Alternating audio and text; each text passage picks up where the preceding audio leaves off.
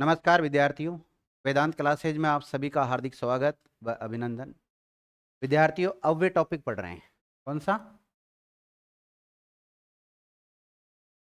और जो अव्यय के भेद होते हैं वो 4 होते हैं, लेकिन पढ़ेंगे कितने हम? 5। कितने पढ़ेंगे? 4 होते हैं, पढ़ेंगे 5। इसमें से एक तो होता है क्रिया विशेषण। कौन सा होता है?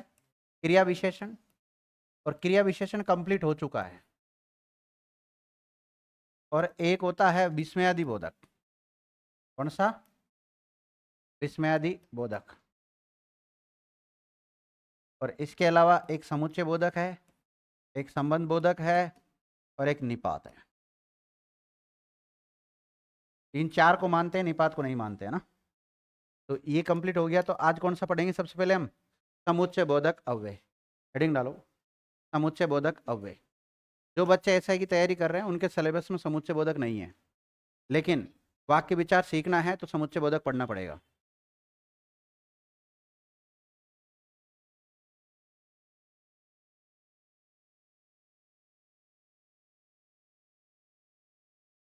समुच्चय बोधक अव्यय। समुच्चय बोधक अव्यय। देखिएगा, समुच्चय बोधक अव्यय किसे कहते हैं? मतलब ऐसे अव्यय के शब्द जो शब्दों को, यानी कि पदों को, उपवाक्यों को, वाक्यांश को या वाक्यों को जोड़ने का काम करते हैं, उसे क्या बोलते हैं? समुच्चय बोधक अव्यय कहते हैं। समुच्चय बोधक अव्यय मुख्य रूप से 2 प्रकार के होते हैं। समानाधिकरण। पूरा नाम क्या होगा इसका? समुच्चय बोधक अव्यय। होगा कि नहीं होगा? एक दूसरा होता है वेदीकरण या व्याधिकरण भी मिलता है। व्याधिकरण समुच्चय बोधक अव्यय है ना। समुच्चय बोधक अव्यय ये 2 टाइप के होते हैं। अगर समान पदों को जोड़ते हैं, किसको? समान पदों को जोड़ते हैं तो उसे समानाधिकरण कहते हैं। और अगर अलग अलग को जोड़ते हैं तो उसे क्या बोलते हैं? व्याधिकरण कहते हैं। अर्थात हम ये कह सकते हैं, इसमें संयुक्त वाक्य के उदाहरण आते हैं। किसके? या फिर सरल वाक्य के उदाहरण आते हैं। संयुक्त और सरल के उदाहरण इसके अंतर्गत आएंगे। और वैसे अगर आपको सरल को हटाना चाहो तो हटा भी सकते हो, केवल संयुक्त संयुक्त लिख सकते हो आप, है ना।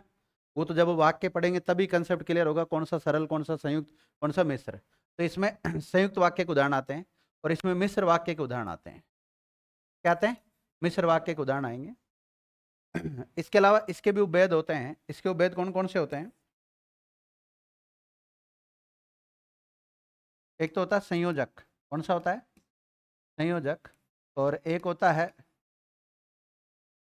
विभाजक या विभक्त बोधक। एक होता है विरोध बोधक। कौन सा होता है? विरोध बोधक। और एक होता है परिणाम, परिणाम बोधक। इसके भी उपभेद होते हैं। कारण या करण बोधक, उद्देश्य बोधक, स्वरूप बोधक और संकेत बोधक। मतलब इन सब के बारे में पढ़ना है इसमें। इन सब की जो पहचान है वो स्वतः किसकी पहचान बन जाएगी? वैधिकरण की।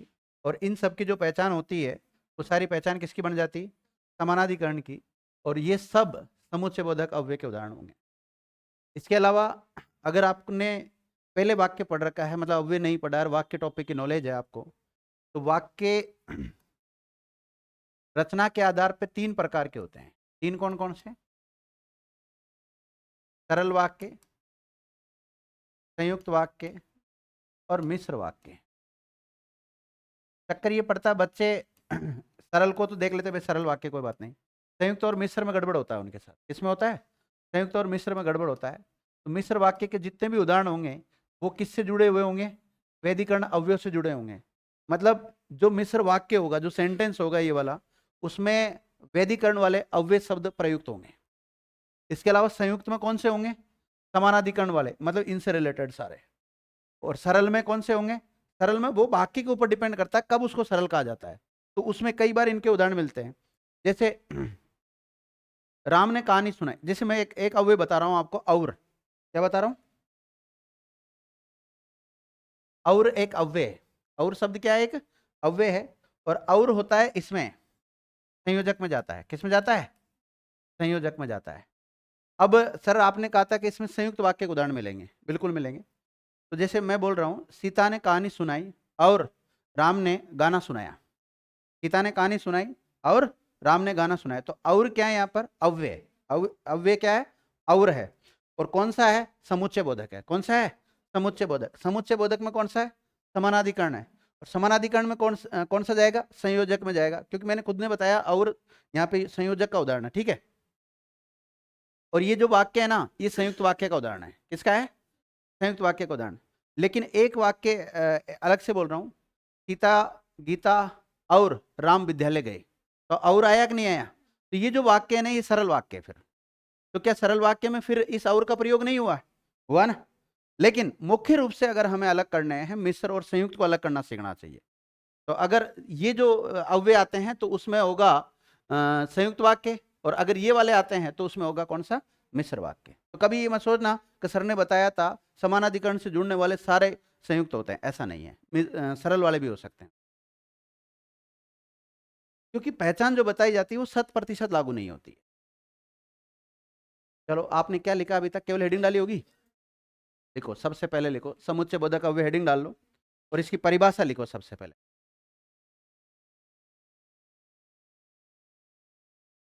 परिभाषा।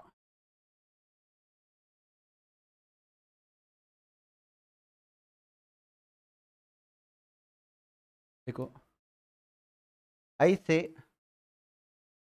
अव्यय शब्द जो दो या दो से अधिक, दो या दो से अधिक शब्दों ब्रैकेट में पद, शब्दों को क्या कहते हैं? पद, पब्लिक, उपवाक्यों, पब्लिक वाक्यों को जोड़ते हो, उन्हें उन्हें समुच्चय बोधक अव्यय कहते हैं। उन्हें क्या कहते हैं? समुच्चय बोधक अव्यय कहते हैं।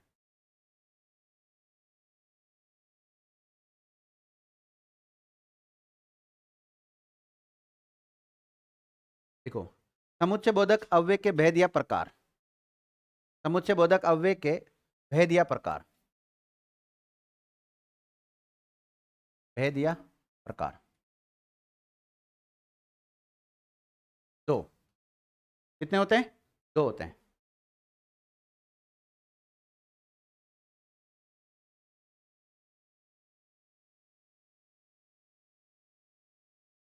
पहला समानाधिकरण और दूसरा वैधिकरण। समानाधिकरण और वैधिकरण। और आप चाहो तो इस चार्ट को बना लो, चार्ट बना लो, ठीक रहेगा ना?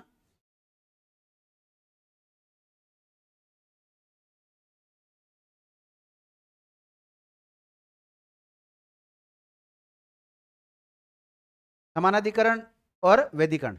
समानाधिकरण के भी उपभेद होते हैं। कौन कौन से होते हैं? संयोजक,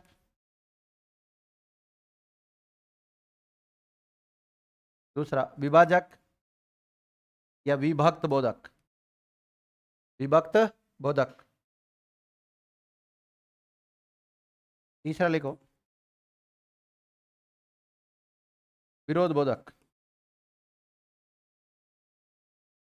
विरोध बोधक। और चौथा लिखो परिणाम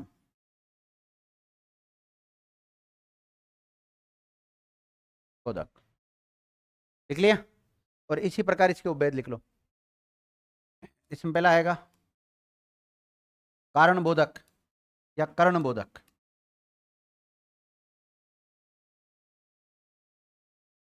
और दूसरा उद्देश्य बोधक। और तीसरा स्वरूप बोधक। स्वरूप बोधक कोई व्याख्या बोधक भी कहते हैं, व्याख्या बोधक। और एक आएगा संकेत बोधक।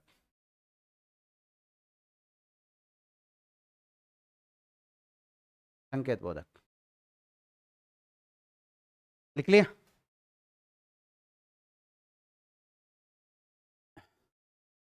अब लिखें आप,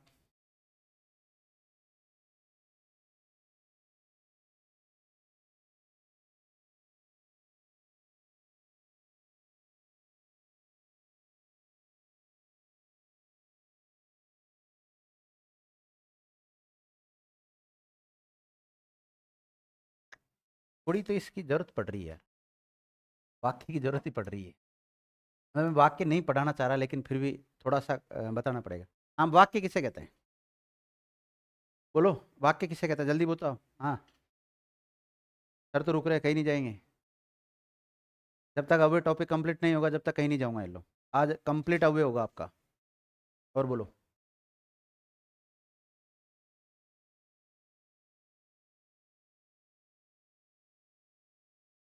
और कौन बताएगा? हाँ। और है, वाक्य की परिभाषा बताओ। वेरी गुड, ये तो भाषा की परिभाषा है। भाषा की परिभाषा बता रहे हो तो। और कौन बताएगा? पीछे कोई और उम्मीदवार? कई बच्चे हैं। सुनीता, नहीं बता पाओगी? ये देखो, वाक्य की परिभाषा मैं आपको हिंदी में पहला टॉपिक पढ़ाता हूँ, सामान्य जानकारी, उसी में लिखा देता हूँ। सार्थक शब्दों का वह समूह जिसमें वक्ता के कथन को संपूर्ण रूप से व्यक्त ब्रैकेट में अभिव्यक्त करने की क्षमता होती हो, उसे वाक्य कहते हैं।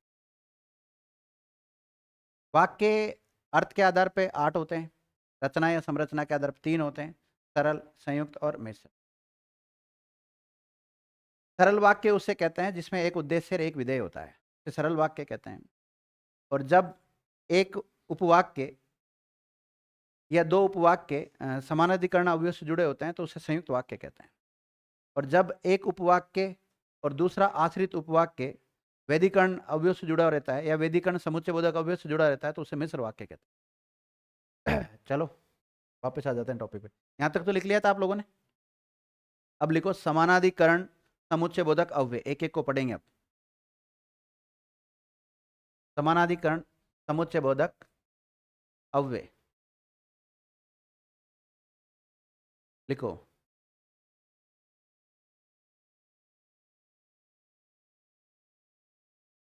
ऐसे समुच्चय बोधक अव्यय जो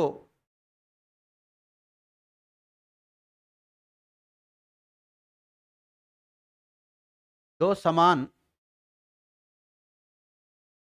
पदों, दो समान पदों ऑब्लिक उपवाक्यों को जोड़ते हो, उन्हें समानाधिकरण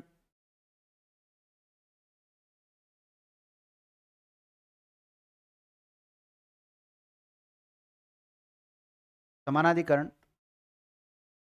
समुच्चय बोधक अव्यय कहते हैं। लिख लिया?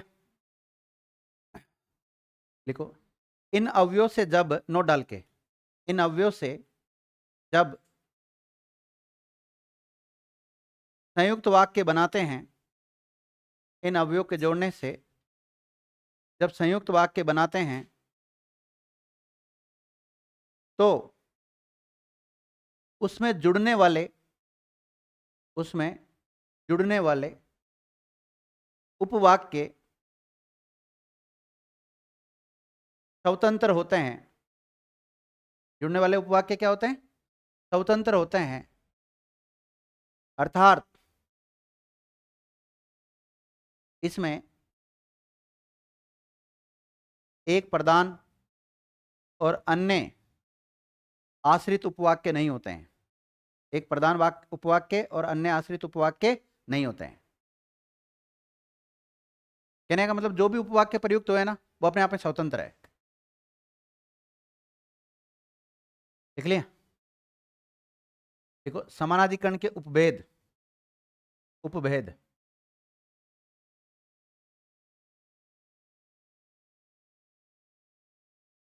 उपभेद और उपभेद में कौन कौन से आएंगे, नाम बताओ।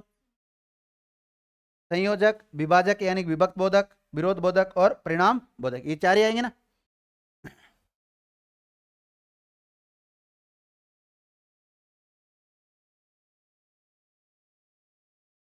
पहला लिखो संयोजक। बार बार चारों का नाम एक साथ लिखने की आवश्यकता तो नहीं है ना, क्योंकि चार्ट बनवा लिया आपने। लिखो संयोजक। लिखो वे अव्यय शब्द जो जोड़ने का बोध कराते हो। अब किसको जोड़ेंगे? पदों को, उपवाक्यों को या वाक्यांश को, इनको जोड़ने का बोध कराते हैं, जोड़ने का बोध कराते हैं, उन्हें संयोजक कहते हैं। उन्हें क्या कहते हैं? संयोजक कहते हैं। पहचान लिखो इनकी। और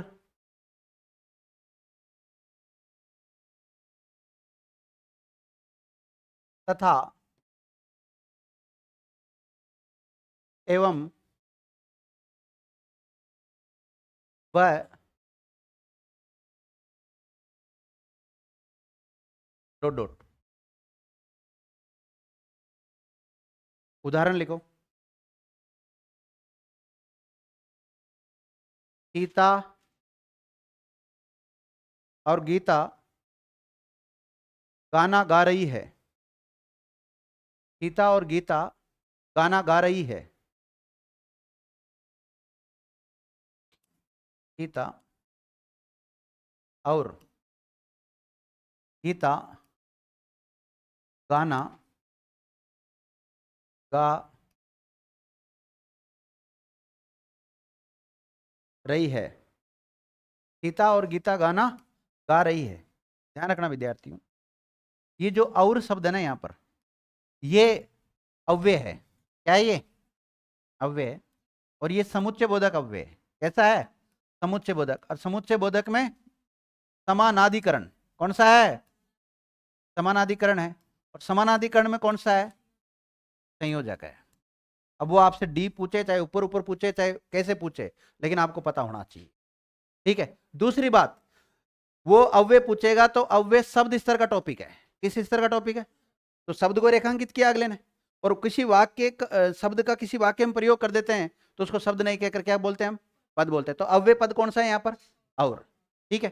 दूसरी बात, अगर पूछ ले, इसी सेंटेंस को देकर पूछ ले कि रचना या संरचना के आधार पर कौन सा वाक्य है ये, तो सरल वाक्य है।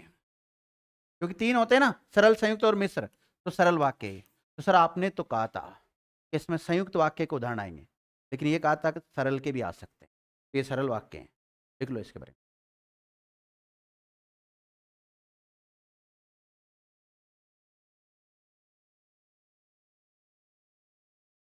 लिखो, एक वाक्य और लिखो। राम ने कहानी सुनाई। राम ने कहानी सुनाई।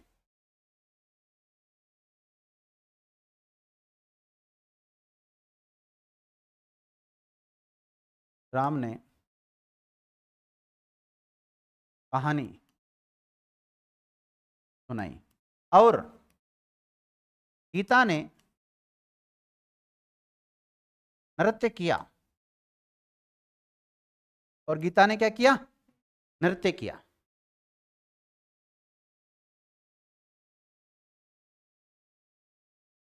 अब देखो, इसमें हम अव्यय ढूंढते हैं सबसे पहले। तो इसमें अव्यय क्या विद्यार्थियों? और तो ये तो अव्यय हो गया। ये तो कौन सा टॉपिक हो गया अपना? अव्यय निकल के आ गया। लेकिन अगर ये पूरा सेंटेंस देखे यहां से यहां तक, तो ये जो पूरा वाक्य है ये संयुक्त वाक्य है। क्या है? संयुक्त वाक्य है। और ऊपर वाला जो वाक्य था वो कौन सा था? सरल वाक्य। दो वाक्यों को जोड़ने का काम किया जा रहा है यहाँ पर। दो कौन कौन से? राम ने कहानी सुनाई, एक उपवाक्य तो ये हो गया, और दूसरा कौन सा है? गीता ने नृत्य किया। दो उपवाक्य, दोनों अपने आप में स्वतंत्र है, एक दूसरे के ऊपर कोई आश्रित नहीं है। अब आप ऐसे मतलब मत सोचना कहानी सुनाएगी तो ही नृत्य करेगी, कहानी सुनाने का नृत्य से कहां लिंक है बताओ? नहीं है ना।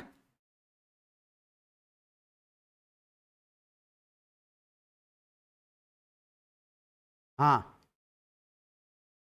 कौन सा? हाँ, जब एक क्रिया हो और एक से अधिक करता हो तो उन सभी को एक ही उद्देश्य के अंतर्गत रखते हैं, बाकी सब विधेय है। सीता और गीता यहाँ तक उद्देश्य, उद्देश्य घटक, और ये विधेय घटक। और अभी आपको बिल्कुल भी टेंशन लेने की जरूरत नहीं है, पूरा वाक्य विचार टॉपिक पढ़ाऊंगा, एक एक वाक्य को पढ़ाऊंगा। लिख लिया आप लोगों ने भी इतना? और उदाहरण लिखो। सूरज उदय हुआ,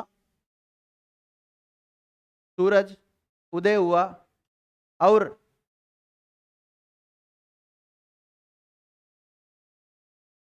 अंधेरा भागा।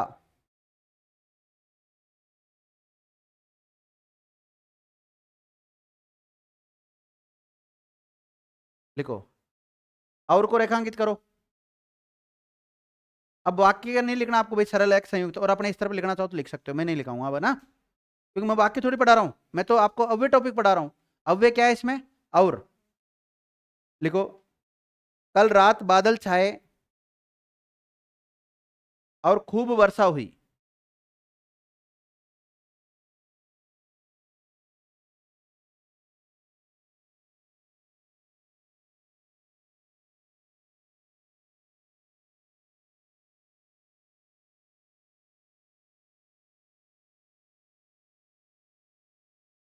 इसमें सरल और संयुक्त दोनों के, सरल और संयुक्त दोनों के आएंगे, ध्यान रखना। समानाधिकरण में दोनों आते हैं। पर अगर हमें आगे जैसे पढ़ना है, मतलब चक्कर ये पड़ता है कि संयुक्त और मिश्र को नहीं पहचान पाते हम। संयुक्त और मिश्र एक जैसे लगते हैं हमें। सरल को तो हम पहचान लेते हैं कि भाई एक उद्देश्य और एक विधेय हो, उसका तो काम ही समाप्त हो गया। लेकिन उसके बाद में जब एक से अधिक उपवाक्य जुड़े हुए रहते हैं तो कौन सा संयुक्त में जाएगा, कौन सा मिश्र में जाएगा, वो डिपेंड करता है समानाधिकरण और वेदीकरण अवयव के जुड़ने के ऊपर। मतलब ये जो पहचान लिखाई ना आपको, ये पहचान आपको याद होनी चाहिए, और वैसे जब बार बार प्रैक्टिस करोगे तो आराम से निकाल लोगे आप। अब दूसरा लिखो, विभाजक या विभक्त बोधक। दूसरा कौन सा है? विभाजक या विभक्त बोधक। विभाजक या विभक्त बोधक।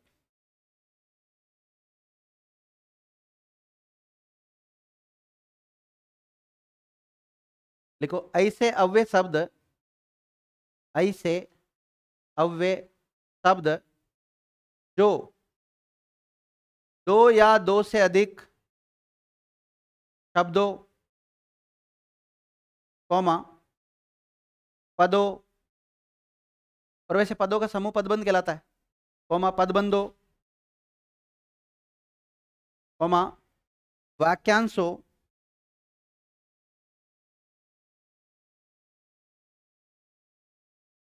में विकल्प प्रकट करते हुए जोड़ते हो उन्हें। मतलब वाक्य तो जुड़ रहा है पर वो विकल्प का बोध करा रहा है।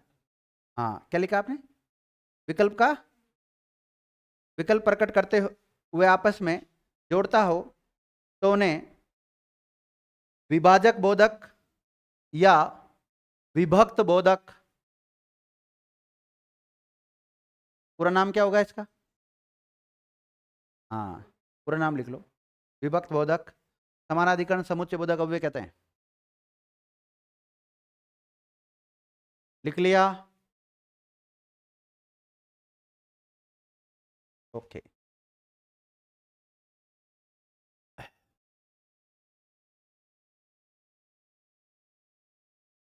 अब लिखें विद्यार्थी आप इसकी पहचान, पहचान लिखो। देखो, संयोजक की पहचान क्या लिखी थी आपने?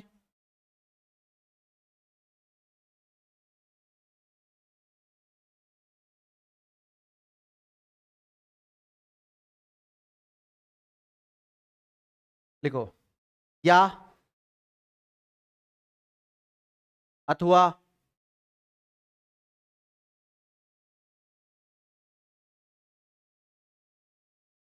वा, किंवा, किंवा, की चाहे, की चाहे, नहीं तो, न की, न चाहे, अपितु,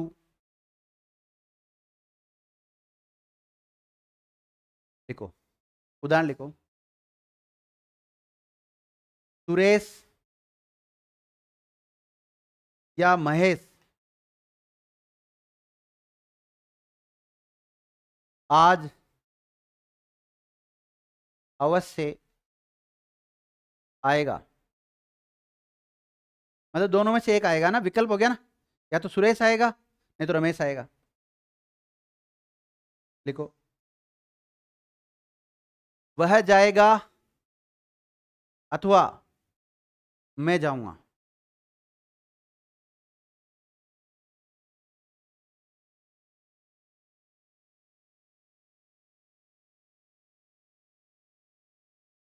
अगला कौन सा आएगा? विरोध बोधक। कौन सा आएगा? विरोध बोधक, विरोध बोधक। लिखो, ऐसे अव्यय शब्द जो दो कथनों में, दो कथनों में, दो कथनों में से प्रथम कथन का विरोध ब्रैकेट में निषेध, विरोध ब्रैकेट में निषेध प्रकट करते हो, विरोध या निषेध प्रकट करते हो, उन्हें विरोध बोधक, समानाधिकरण, समुच्चय बोधक, अविकारी ब्रैकेट में अव्यय कहते हैं।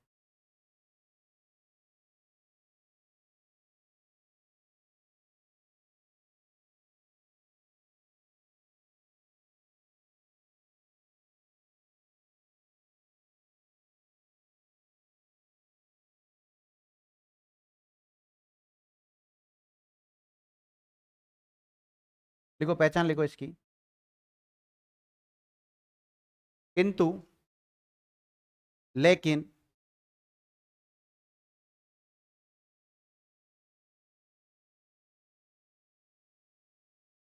मगर,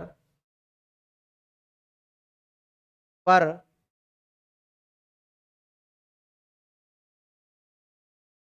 परंतु, फिर भी।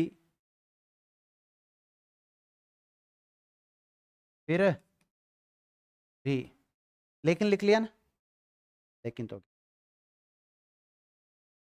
वरन,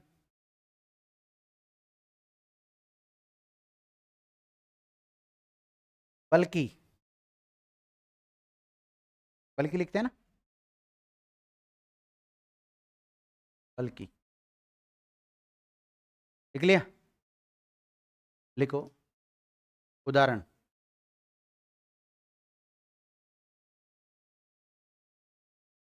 उसने बुलाया था लेकिन वह नहीं आया। उसने बुलाया था लेकिन वह नहीं आया। देखो, वह बोला था परंतु इतना साफ साफ नहीं।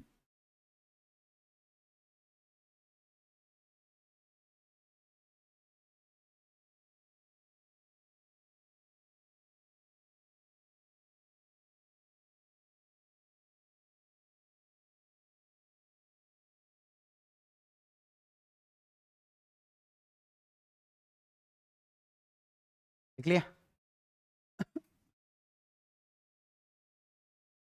अब देखो परिणाम बोधक, कौन सा? परिणाम बोधक है कि नहीं अगला? हाँ, उसने बुलाया लेकिन आ गया ना भाई। तो ये जब भी तो कह रहा हूं, जब भी तो आप फिर इसको मिश्र वाक्य मानोगे। मिश्र वाक्य में एक प्रधान उपवाक्य होता है, बाकी अन्य आश्रित उपवाक्य होता है। तो इनकी पहचान और उनकी पहचान अलग अलग होती है। नहीं, मिश्र वाक्य क्यों है? संयुक्त वाक्य में मानेंगे इसको हम। उससे कोई मतलब नहीं है। जुड़ा किससे है? जुड़ा किससे है? नहीं, जुड़ा किससे? समानाधिकरण से, वेदीकरण से। समानाधिकरण से जुड़ा है कि वेदीकरण से जुड़ा, मुझे तो बता दो आप। समानाधिकरण से जुड़ा है ना। जो भी समानाधिकरण से जुड़ेगा वो किस में जाएगा? संयुक्त वाक्य में जाएगा। नहीं तो फिर सरल वाक्य होगा। हाँ, यही तो मैं सिखाना चाह रहा हूँ और सिखा क्या रहा हूँ आपको। स्पष्ट लिखा नहीं यहाँ पे? हाँ, इसके कुछ उदाहरण सरल में चले जाते हैं, और सरल का मैंने बता दिया। तो उसमें एक उद्देश्य और एक विधेय होता है। और इसमें संयुक्त में क्या होता है? उपवाक्य जुड़ते हैं। क्या जुड़ते हैं?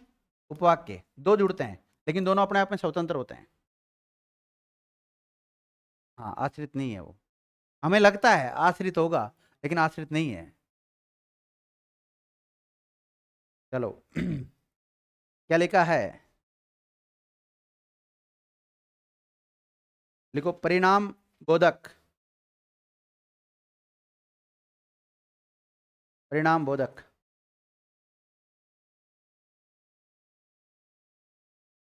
परिणाम, तेरा परिणाम।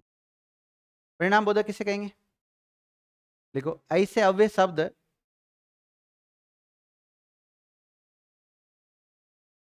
ऐसे अव्यय शब्द जो वाक्य में प्रयुक्त,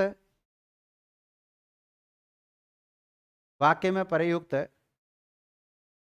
प्रथम उपवाक्य, क्योंकि एक वाक्य में एक से अधिक उपवाक्य आ सकते हैं, तो पहले जो उपवाक्य आता है ना उसका प्रथम उपवाक्य तथा उसके परिणाम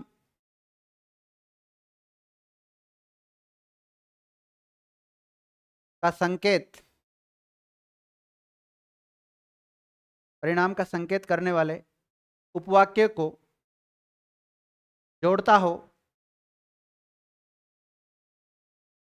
उन्हें परिणाम बोधक, परिणाम बोधक, समानाधिकरण, समुच्चय बोधक अव्यय कहते हैं।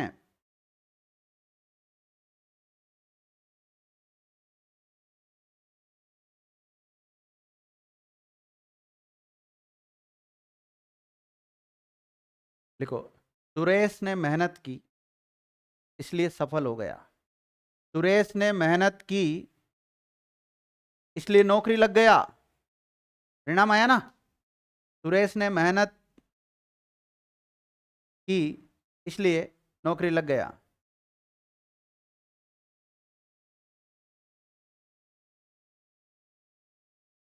या ऐसे भी लिख सकते थे हम इसको, सुरेश मेहनत करता था इसलिए नौकरी लग गया। ऐसे बनता सही तो ये, क्योंकि वो की से फिर आप डिस्टर्ब हो जाओगे, आगे भी एक की आएगा। अभी बताएंगे।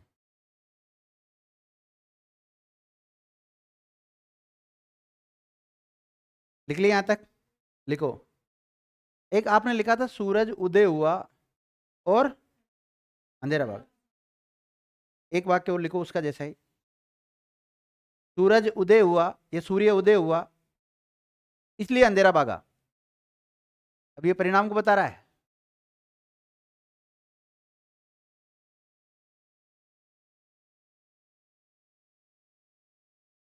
नोट,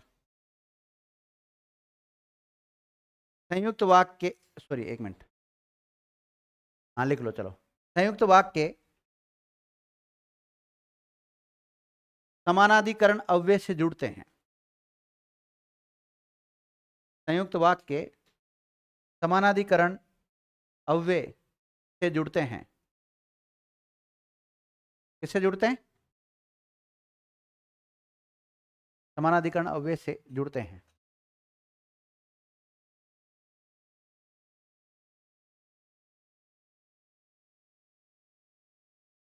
लिख लिया। दूसरा लिखो, वैदिकरण समुच्चय बोधक अव्यय। देखो, समुच्चय बोधक अव्यय दो प्रकार के होते हैं, समानाधिकरण और वैदिकरण। समुच्चय बोधक कहते हैं किसको? जो शब्दों को, पदों को, उपवाक्यों को, पदबंधों को, वाक्यों को जोड़ने का काम करते हैं, उन्हें क्या बोलते हैं? समुच्चय बोधक अव्यय कहते हैं। अगर वो समान पदों को जोड़ते हैं तो उसको क्या बोलते हैं? समानाधिकरण। और अलग अलग अलग को जोड़ते हैं तो उन्हें क्या बोलते हैं? वैदिकरण बोलते हैं। और इसमें जो उदाहरण आते हैं मुख्य रूप से संयुक्त वाक्य के आते हैं, लेकिन सरल वाक्य के भी आ सकते हैं। ऐसा नहीं कि सरल के नहीं आएंगे। और फिर भी संयुक्त सरल मिश्र को अगर लेके कोई दिक्कत है आपको, तो हम एक टॉपिक पढ़ते हैं वाक्य विचार, उसमें कंसेप्ट पूरा क्लियर होता है। ठीक है। दूसरी बात, दूसरा जो इसका भेद है वो कौन सा है? वैदिकरण। तो सबसे पहले हम वैदिकरण की परिभाषा लिखेंगे। वैदिकरण की परिभाषा लिखने के बाद में इसके जो उपभेद होते हैं इनकी परिभाषा लिखेंगे, इनकी पहचान लिखेंगे, इनके एक एक दो दो उदाहरण लिखेंगे। तो ये सारे जितनी भी जो पहचान होगी वो स्वतः वैदिकरण में चल जाएगी। अर्थात इनकी पहचान वाले सारे सेंटेंस किसमें जाएंगे? मिश्र वाक्य में जाएंगे।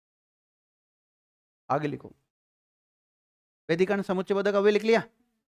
लिखो, उसकी क्या परिभाषा लिखी थी समुच्चय बोधक, इसकी समानाधिकरण की आपने? लिखो, आई से समुच्चय बोधक अव्यय शब्द, आई से समुच्चय बोधक अव्यय शब्द जो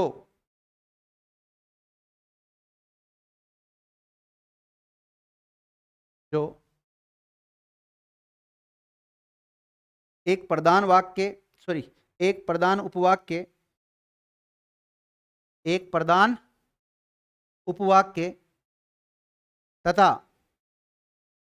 अन्य आश्रित उपवाक्यों को जोड़ते हो,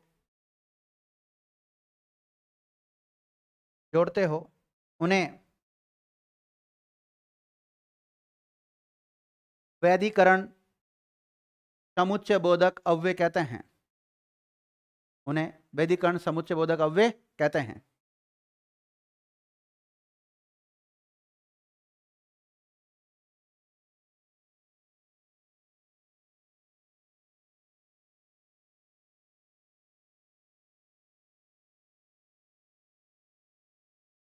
अब देखिए, वैदिकरण के उपभेद कौन कौन से हो जाएंगे? कारण बोधक या कर्ण बोधक, उद्देश्य बोधक, स्वरूप बोधक और संकेत बोधक। तो लिखो इसके उपभेद, वैदिकरण के उपभेद, वैदिकरण के उपभेद।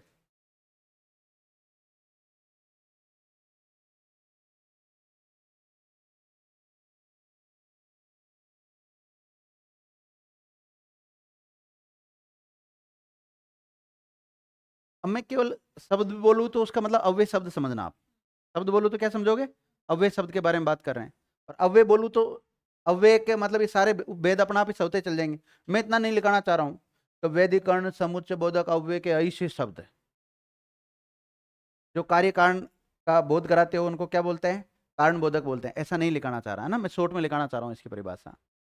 लिखो आप इसमें, इसके उपभेद कौन कौन से हो जाएंगे? कारण, उद्देश्य, स्वरूप और संकेत। पहला लिखो आप इसमें, कारण बोधक। कौन सा?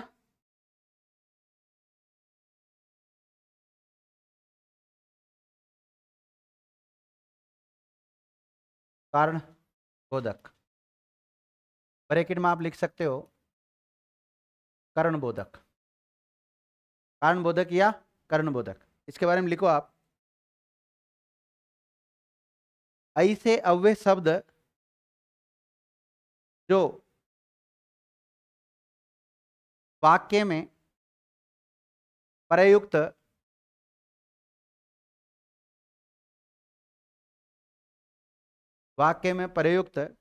प्रधान उपवाक्य, वाक्य में प्रयुक्त प्रधान उपवाक्य तथा आश्रित उपवाक्यों के कार्य कारण से संबंधित, कार्य कारण से संबंधित बोध कराता हो, बोध कराता हो, उन्हें कारण बोधक या कर्ण बोधक वैधिकरण समुच्चय बोधक अव्यय कहते हैं।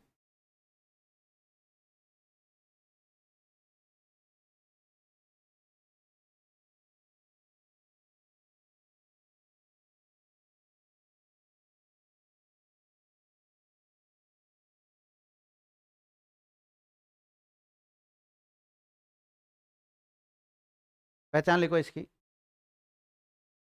क्योंकि, जो कि,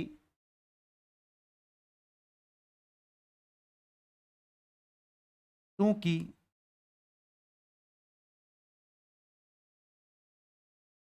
इस कारण, इसलिए। अब इसलिए तो आपने परिणाम में पढ़ा होगा, पढ़ा ना वहां पे, परिणाम में लिखा होगा ना अभी, लेकिन यहां पर भी आएगा इसलिए। उदाहरण लिखो।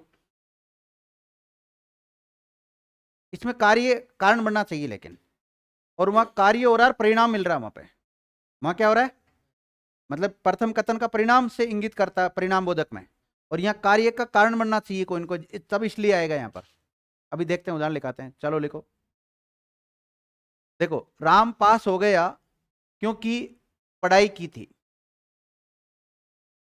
राम पास हो गया क्योंकि पढ़ाई की, क्योंकि पढ़ाई की। यहां क्योंकि को रेखांकित करो आप, और ये जो सेंटेंस लिखा आपने, ये सेंटेंस जाएगा मिश्र वाक्य में। किसका उदाहरण बनेगा ये, ब्रैकेट में लिख लेना, मिश्र वाक्य का उदाहरण है। वाक्य कौन सा, मिश्र वाक्य। और अव्यय कौन सा है इसमें, वैधिकरण या फिर समुच्चय बोधक। कौन सा अव्यय, समुच्चय बोधक। समुच्चय बोधक में कौन सा, वैधिकरण, और वैधिकरण में कौन सा, कारण बोधक। लिख लिया। और लिखो, आज शहर में हड़ताल थी, इसलिए विद्यालय बंद था। विद्यालय बंद होने का कारण क्या है, हड़ताल, तो कारण है ना, कार्य कारण का बोध होना चाहिए। परिणाम कर, ये परिणाम होता है। परिणाम दोनों में देखो आप, दोनों की डेफिनेशन देखो, दोनों में क्या है। नहीं नहीं नहीं, कारण बन रहा है, कारण और परिणाम में अंतर होता है भाई।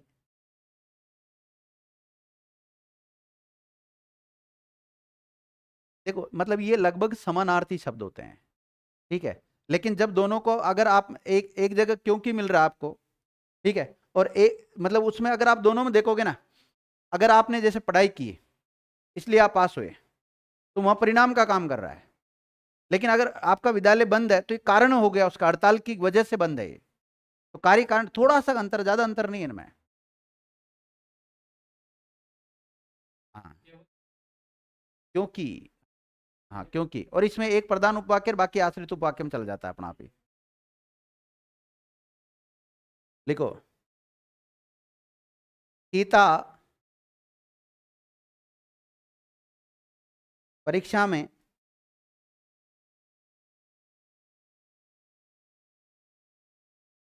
सीता परीक्षा में भाग न ले सकी। सीता परीक्षा में भाग न ले सकी क्योंकि वह बीमार थी।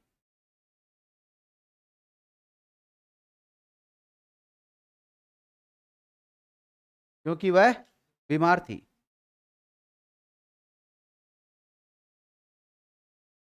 दूसरा लिखो, उद्देश्य बोधक। दूसरा कौन सा है, उद्देश्य बोधक।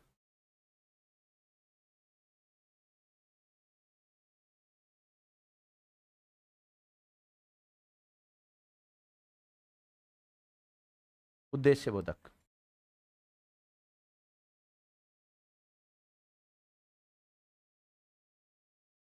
अब देखो, उद्देश्य बोधक किसे कहेंगे, जो उद्देश्य का बोध कराते हो, लेकिन उसमें एक प्रधान होगा और एक आश्रित उपवाक्य होगा। लिखिएगा, ऐसे अव्यय शब्द जो वाक्य में, ऐसे अव्यय शब्द जो वाक्य में आश्रित उपवाक्य के पहले, आश्रित उपवाक्य के पहले प्रयुक्त होकर आश्रित उपवाक्य के पहले प्रयुक्त होकर प्रधान उपवाक्य आश्रित उपवाक्य के पहले प्रयुक्त होकर प्रधान उपवाक्य का उद्देश्य या प्रधान उपवाक्य के उद्देश्य को स्पष्ट करते हो उन्हें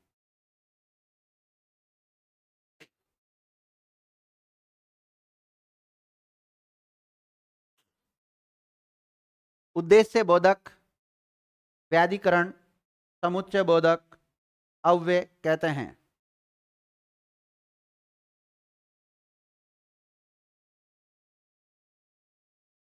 पहचान लिखो इसकी।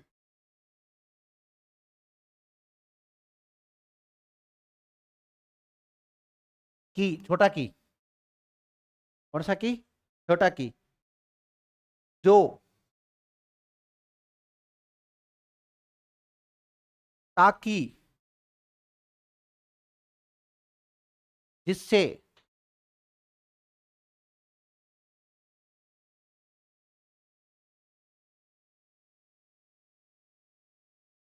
या जिससे कि,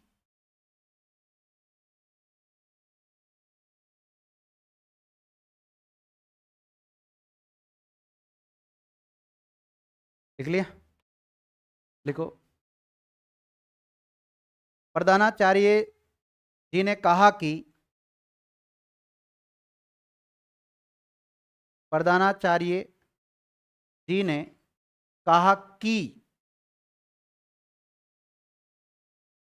कल अवकाश रहेगा। क्या कहा उन्होंने? कल अवकाश रहेगा। और उसके बीच में क्या आ रहा? की, छोटा की को रेखांकित करना है आपको। लिख लिया? देखो, राम ने छुट्टी ली ताकि आराम कर सके। तो छुट्टी लेने का उद्देश्य क्या है? आराम करना। राम ने छुट्टी ली ताकि आराम कर सके। लिख लिया? लिखो, रमेश अत्यधिक मेहनत कर रहा है ताकि चयन हो सके। मेहनत करने के पीछे उद्देश्य क्या है? चयन होना।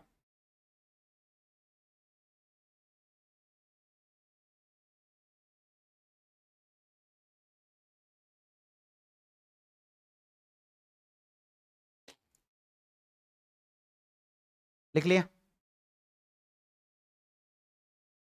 तीसरा कौन सा है? स्वरूप बोधक, इसे हम व्याख्या बोधक भी कहते हैं।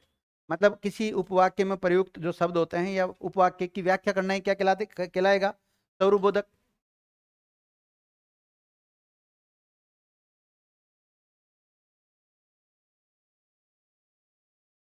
स्वरूप बोधक या व्याख्या बोधक। स्वरूप बोधक या व्याख्या बोधक।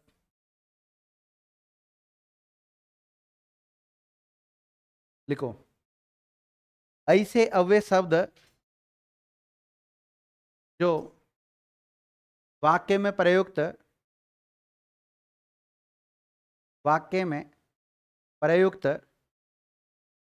उपवाक्य, वाक्य में प्रयुक्त उपवाक्य, ऐसे अव्यय शब्द जो वाक्य में प्रयुक्त उपवाक्य अथवा वाक्यांश के अर्थ को, वाक्यांश के अर्थ को अधिक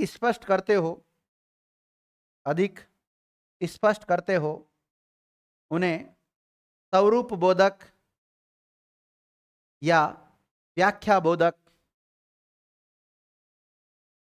व्याधिकरण, समुच्चय बोधक अव्यय कहते हैं।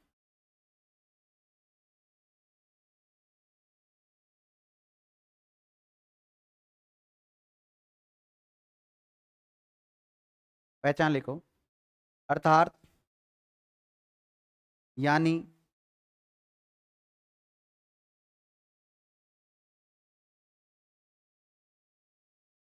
यानी कि,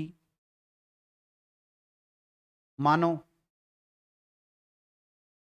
x का मान 0, मानो, लिखो, माने, मानो, माने, ऐसे शब्द भी आते हैं। मानो, ये सब इसकी पहचान होती है। देखो, ये छोटा बच्चा है, उसको हम सिखाते हैं ABCD, तो वो डायरेक्ट ABCD नहीं बोलता, ए यानी, तो ए की व्याख्या किससे कर रहे हैं? एप्पल से कर रहे हैं कि नहीं कर रहे? तो ए को स्पष्ट करने के लिए, ये तो चलो एक शब्द है छोटा सा, लेकिन ऐसे हम किसी भी शब्द को भी बता सकते हैं। लिखो, मैं लिखा देता हूँ, एक दो वाक्य लिखो। लिखो, वह अहिंसावादी है, वह अहिंसावादी है, यानी गांधी जी का पुजारी है। अहिंसावादी को स्पष्ट करने के लिए क्या बोला आगे? गांधी जी का पुजारी है। वह अहिंसावादी है, यानी गांधी जी का पुजारी। उदाहरण लिख लो। अब हमें रेखांकित किसको करना है? यानी को। लिखो, उसका मुंह कमल जैसा है। उसका मुख कैसा है? कमल जैसा, अर्थात सुंदर है।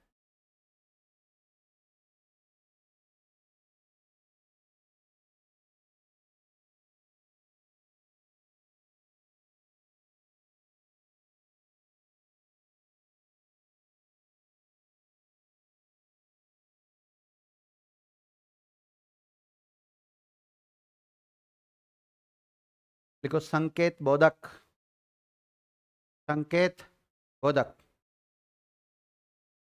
पूरा नाम क्या रहेगा इसका?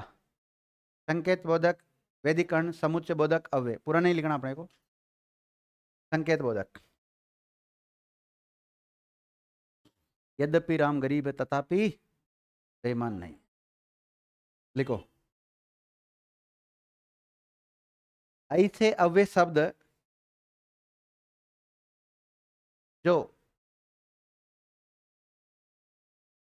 वाक्य में प्रयुक्त, वाक्य में प्रयुक्त उपवाक्यों को, अब उसमें उपवाक्यों में क्या है? एक तो प्रधान है, एक आश्रित है। एक मिनट वापस बोलना। ऐसे अव्यय शब्द जो वाक्य में प्रयुक्त उपवाक्यों को संकेत से जोड़ता हो, इससे संकेत से जोड़ता हो, उन्हें उन्हें संकेत बोधक, समुच्चय बोधक, सॉरी, संकेत बोधक, वैदिकरण, समुच्चय बोधक अव्यय कहते हैं ना।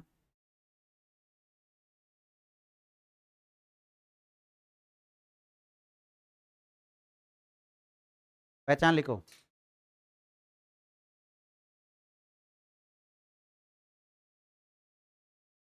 यदि तो, यद्यपि, तथापि,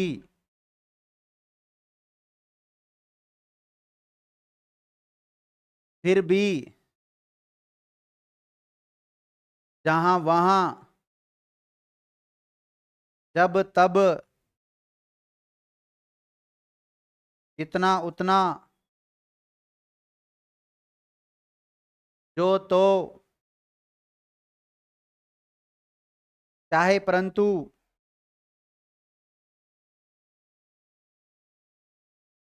ठीक है। उदाहरण लिखो, यदि तुम परिश्रम करते तो अवश्य सफल होते।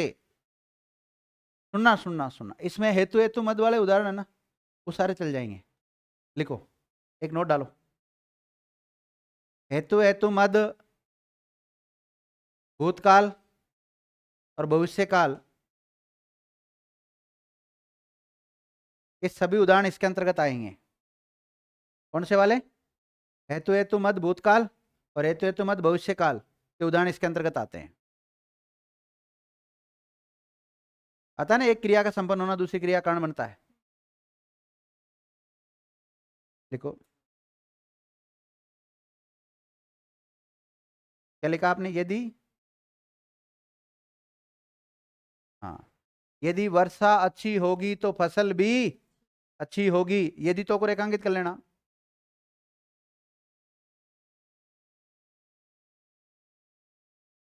लिखो, यद्यपि राम गरीब है तथापि बेईमान नहीं। यद्यपि राम गरीब है तथापि बेईमान नहीं।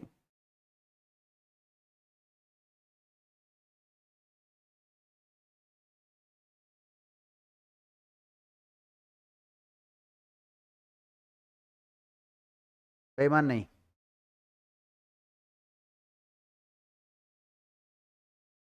लिख लिया। वो कहाँ गया अपना।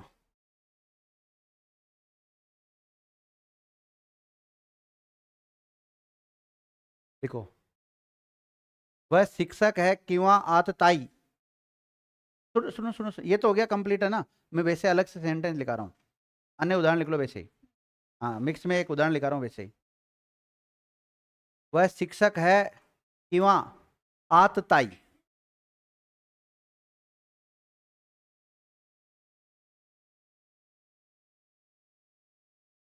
वह शिक्षक है किंवा आतताई।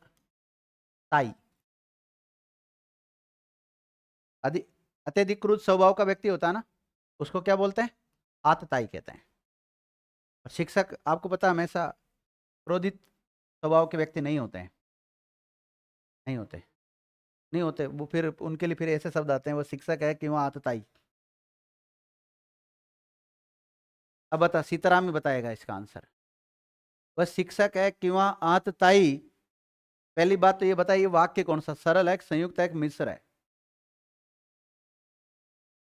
सरल वाक्य, वेरी गुड। और कौन बताएगा। मिश्र है। आपको किंवा शब्द तो लिखाया था मैंने कहीं ना कहीं। अच्छा, किंवा शब्द वाले सरल और संयुक्त दोनों में जा सकते हैं, ठीक है। अब बताओ ये किस में जाएगा। नहीं, वाक्य छोड़ो तुम, तो ये बताओ अव्यय में किस में जाएगा, समानाधिकरण में या वेदिकरण में। समानाधिकरण में किस में जाएगा, विभाजक या विभक्त बोधक में जाएगा, ध्यान रखना। और जो ये वाक्य है ना, ये संयुक्त वाक्य है। क्या है, संयुक्त वाक्य है। कैसे, क्या सरल वाक्य नहीं है इसलिए। हाँ, देखो, वह शिक्षक है किंवा आतताई, तो इसमें एक प्रकार से ये दो उपवाक्यों को जोड़ने का काम कर रहा है। इस वाक्य कंप्लीट वाक्य नहीं, अपूर्ण वाक्य है ये, लेकिन वाक्यांश तो है ना एक प्रकार से। ये उसके ऊपर आश्रित नहीं है, ये अपने आप में स्वतंत्र है। स्वतंत्र पद प्रयुक्त हो रहे हैं। सरल वाक्य तो नहीं है, कन्फर्म है सरल वाक्य नहीं है। देखो हमें पता है ये मिश्र वाक्य नहीं है, सरल नहीं है, तो किस में जाएगा फिर, तो संयुक्त में तो जाएगा।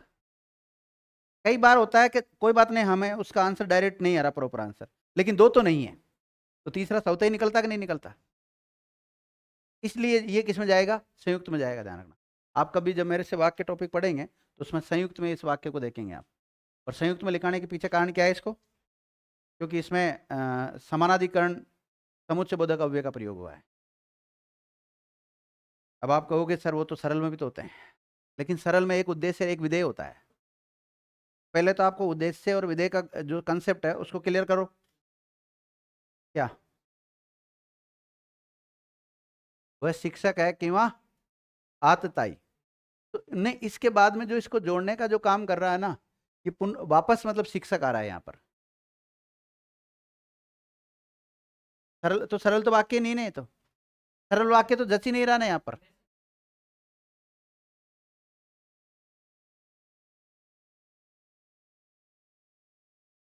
पहचान के आधार पे ही तो करना है तो। देखो भाई मेरी बात सुनो, सुनो, मैंने आपसे कहा था कि इस समुच्चय बोधक अव्यय को पढ़ने का उद्देश्य हमारा क्या है, वाक्य विचार को सीखना। वाक्य विचार की जो खुद की जो डेफिनेशन होती है उनके अनुसार आप लाख कोशिश कर लो ना, उसमें ऐसा होता है कि एक सरल नहीं, दो सरल वाक्य स्वतंत्र रूप से जुड़े होते हैं, हम पहचान ही नहीं पाएंगे कैसे स्वतंत्र रूप से जुड़े हुए हैं। और उसमें जो मिश्र वाक्य में एक प्रधान होता है एक आश्रित होता है, हमें पता ही नहीं चलेगा कौन सा प्रधान है कौन सा आश्रित है। फिर कैसे हमें विद्वान बनना है, या एग्जाम में अगर कोई क्वेश्चन आता है तो उसको हल करना है? क्यों नहीं लागू हो रही? यहाँ तो लागू हो रही ना पूरी, सब जगह, इस जगह पे तो लागू हो रही है ना, तभी तो मैं समुच्चय बोधक पढ़ा रहा हूँ आपको। ये नहीं यार, बचने का तरीका नहीं कह सकते। चलो इस क्लास को मैं भी यहीं विराम देता हूँ, थोड़ी देर बाद में दूसरी चीज। धन्यवाद।